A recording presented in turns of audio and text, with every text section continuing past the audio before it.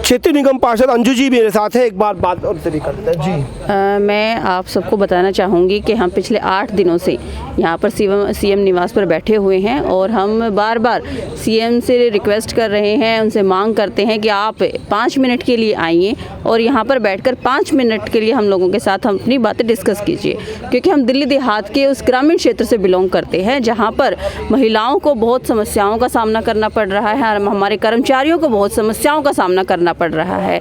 जिन कर्मचारियों ने पिछले 60 साल अपनी सेवाएं निगम को दी, आज उन लोगों को पेंशन तक नहीं मिल रही है। उन कर्मचारियों को जो दिन रात कोरोना टाइम में भी अपनी सेवाएं देते आ रहे हैं, उन लोगों की 6 महीने से हम सैलरी नहीं दे पा रहे हैं। तो उन सब महिलाओं के लिए, उन सब कर्मचारियों के लिए, हित के लिए हम लोग यहाँ धरने पे बैठे हुए हैं। और सब महिला शक्ति जो यहाँ पर सभी निगम पार्षद बहनें बैठी हुई हैं, पिछले 5 दिन उन्होंने यहाँ पर व्यतीत की। छठे दिन जब बारिश आई तो बारिश में आप सबको पता है कि बाहर खुले आसमान के नीचे महिलाओं को बारिश में कितनी तरह प्रकार की समस्याएं सामने आती है। तो उसके लिए हमने एक छोटी सी व्यवस्था जो यहाँ पर तिरपाल लगाकर करने की कोशिश की, वो भी उन्होंने यहाँ पर होने नहीं दी। उनके अंदर से लोग आते हैं, उनके पीएस आते हैं, उनके पर्सनल असिस्टेंट आते हैं और हम लोगों को यहाँ पर तिरपाल तक लगाने की परमिशन नहीं दी जाती है।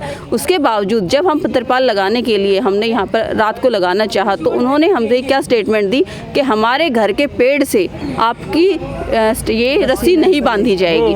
तो हम लोगों ने ये किया। उसके बाद जब कल हमारी यहाँ पर कैमरे लगाने की, जो पिछले जिस दिन से हम आए हैं, हमारे दोनों तरफ कम से कम 6 से 7 कैमरे लगे हुए हैं।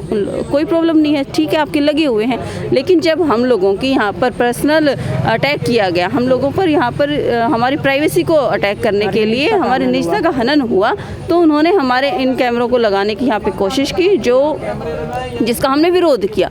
तो इस प्रकार हम इस मुख्यमंत्री से यही बार बार कहना चाहते हैं कि आप महिलाओं को समझें, जो हमेशा से ये कहते हैं हम महिलाओं का सम्मान करते हैं, हम देश के लोगों का सम्मान करते हैं, हम देश के हित की बात करते हैं। तो आज वो हित कहाँ चला गया? आज हम जब सभी बहनें, सभी निगम पार्षद भाई बहन यहाँ बैठे हुए हैं तो हम किसी अपने पर्सनल फंड के लिए, हम अपने किसी पर्सनल स्वार्थ के लिए नहीं बैठे हैं। हम यहाँ पर सभी दिल्ली की जनता के उन लोगों के लिए बैठे हुए हैं जिनके लिए उनकी सैलरी बहुत मायने रखती है, जिनके लिए जो दिन रात सेवा करते हैं। तो हम मुख्यमंत्री जी से बार बार यही मांग करते हैं कि आप हम यहाँ 8 दिन से बैठे हुए हैं, हम यहाँ पर हमारे सामने से चले जाते हैं, हमारे सामने से अंदर चले जाते हैं, लेकिन उनके पास 5 मिनट नहीं है कि अपनी गाड़ी का शीशा नीचा करके वो हम लोगों से 2 मिनट बात कर लें, हम लोगों के साथ में आकर बैठकर कुछ बातें कर लें। इसलिए हम मुख्यमंत्री से बार बार मांग करते हैं कि आप आइए और हम लोगों की समस्याएं सुनिए, क्योंकि हम किसी पार्टी का नेतृत्व करने के लिए यहाँ नहीं बैठे हैं। यहाँ पर एक सरकार दूसरी सरकार से मिलने आई है।